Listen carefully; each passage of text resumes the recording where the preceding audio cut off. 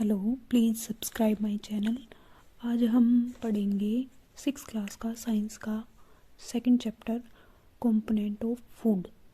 सबसे पहले हम पढ़ेंगे कि न्यूट्रिएंट क्या होता है।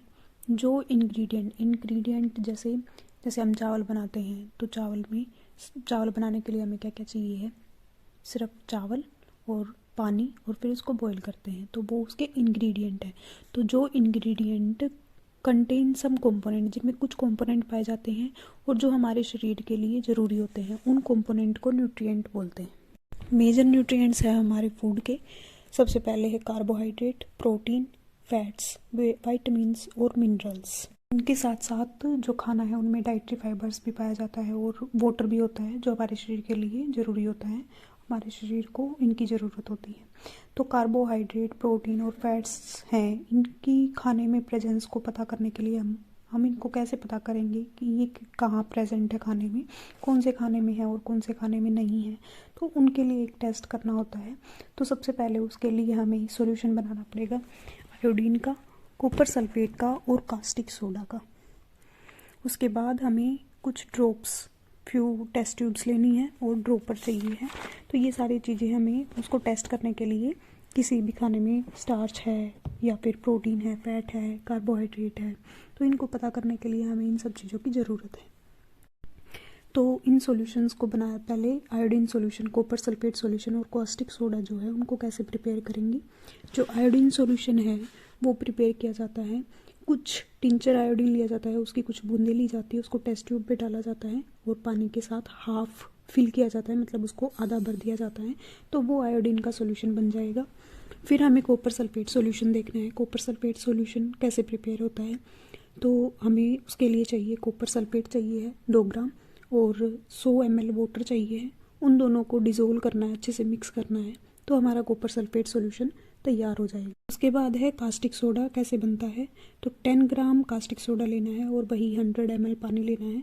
तो उन दोनों को, जो 100 ml वाटर लिया है उसमें 10 ग्राम कास्टिक सोडा को ऐड करना है, तो कास्टिक सोडा का सॉल्यूशन हमारे पास तैयार हो जाएगा।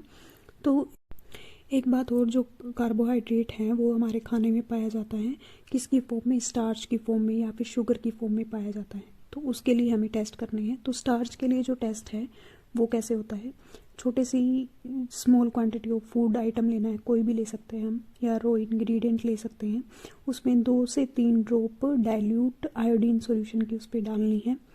फिर उसको ऑब्जर्व करना है और हमें ये देखना है कि उस फूड आइटम का कोई भी कलर चेंज हुआ है या नहीं हुआ।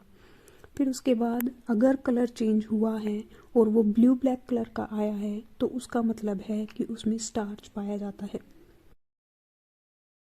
अब हमें प्रोटीन का टेस्ट करना है।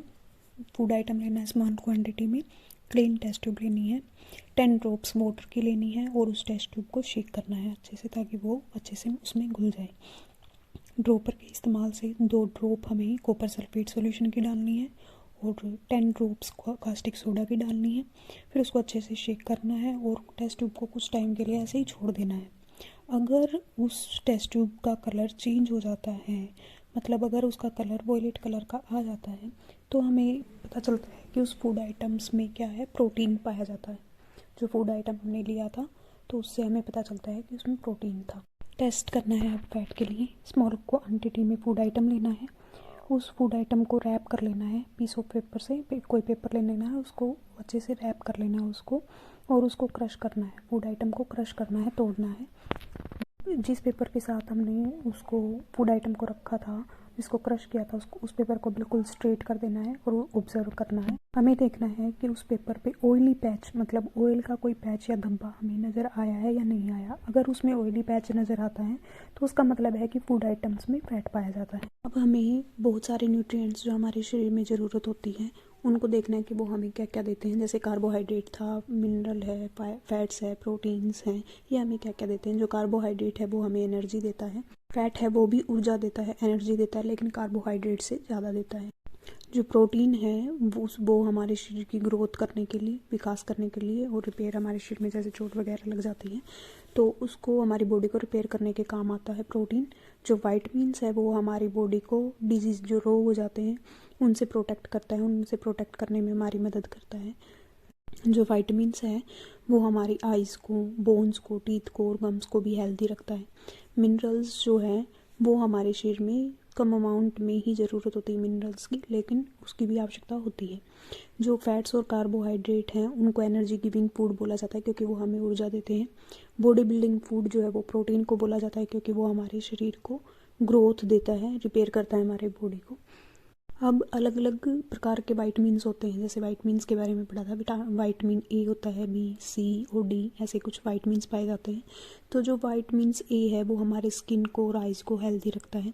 वाइटमिन सी जो है वो हमारी बॉडी को डिजीज से लड़ने में मदद करता है।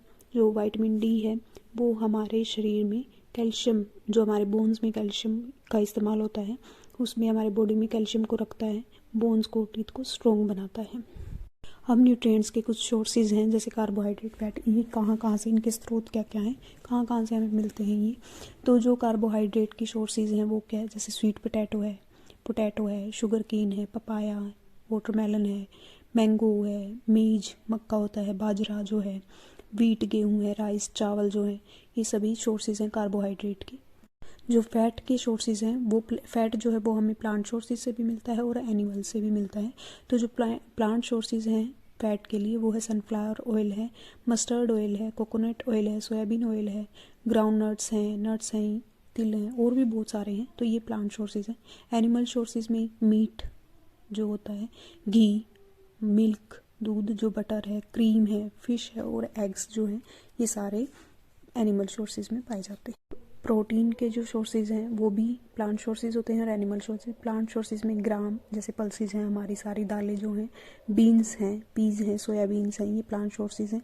एनिमल सोर्सेज से हमें मिलता है, मीट मिलता है, फिश मिलती है, पनीर मिलता है, एग मिलता है, मिल्क मिलता है, ये एनिमल सोर्सेज से मिलते हैं हमें।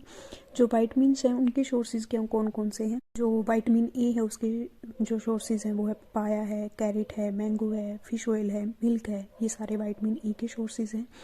वाइटमिन बी के जो सोर्सेज हैं राइस है, बीट है, लीवर है, ये वाइटमिन बी के हैं। वाइटमिन सी के जो सोर्सेज हैं वो orange, tomato, guava, green chilli, lemon, आंवला, ये सारे वाइटमिन सी के सोर्सेज हैं। वाइटमिन डी के जो सोर्सेज हैं milk, butter, liver, eggs, fish, ये सारे वाइटमिन डी के सोर्सेज हैं। हमारा शरीर है उसको डाइटरी फाइबर और वाटर की ज़रूरत होती है। जो डाइटरी फाइबर है उसको हम रफेज भी बोल सकते हैं, रफेज भी बोला जाता है। जो रफेज है वो हमें प्लांट प्रोडक्ट से मिलता है, ज़्यादा से ज़्यादा प्लांट प्रोडक्ट से मिलता है। तो जो रफेज की सोर्सेज है वो है होल ग्रेन होता है, अनाज जो होता है, पल्सेस दालें होती हैं, पोटैटो है, फ्रेश फ्रूट है और वेजिटेबल्स हैं, ये रफेज की सोर्सेज हैं। मिनरल्स जो हैं उनके सोर्सेज कौन कौन, मिनरल्स जैसे आयोडीन है, फॉस्फोरस है, आयरन है, कैल्शियम है, ये मिनरल्स है। तो इनके सोर्सेज कौन कौन से हैं, तो आयोडीन के सोर्सेज हैं फिश है, जिंजर है, योगर्ट, दही है, रॉ मिल्क है, लीवर है, चीज़ है। जो फॉस्फोरस है उनके जो सोर्सेज हैं वो मिल्क, बनाना, ग्रीन चिली, फिश, एग्स, चीज़, आलमंड्स, किडनी, ये सारे फास्फोरस के सोर्सेज हैं। आयरन जो है वो liver, apple, spinach, leafy greens हैं, पीज हैं, बीन हैं, फिश हैं, इनमें पाया जाता है। जो कैल्शियम के सोर्सेज हैं मिल्क है, एग है, ऑरेंज, आलमंड, चीज़, बीन्स, पिंच, ओकरा, भिंडी जो है उनमें कैल्शियम के सोर्सेज पाए जाते हैं। फिर उसके बाद हम पढ़ेंगे कि बैलेंस डाइट क्या होता है। बैलेंस डाइट मतलब जो संतुलित आहार हमारे लिए क्या है, जिसमें अच्छी मात्रा में रफेज भी पाया जाए और वाटर भी पाया जाए, वो हमारे लिए एक बैलेंस डाइट कही जाती है। उसके बाद डेफिशिएंसी ऑफ डिजीज़ क्या होती है। डेफिशिएंसी मतलब किसी कमी हो जाना, डेफिशिएंसी डिजीज़ ऐसी डिजीज़ जो किसकी वजह से होती है, न्यूट्रिएंट्स की कमी की वजह से, या लंबे टाइम तक हमें न्यूट्रिएंट्स की कोई कमी हो जाए उसकी वजह से जो डिजीज़ होती है वो डेफिशिएंसी डिजीज़ कहलाती है। Thank you so much. I hope you like my video. Please like and share and subscribe. Thank you.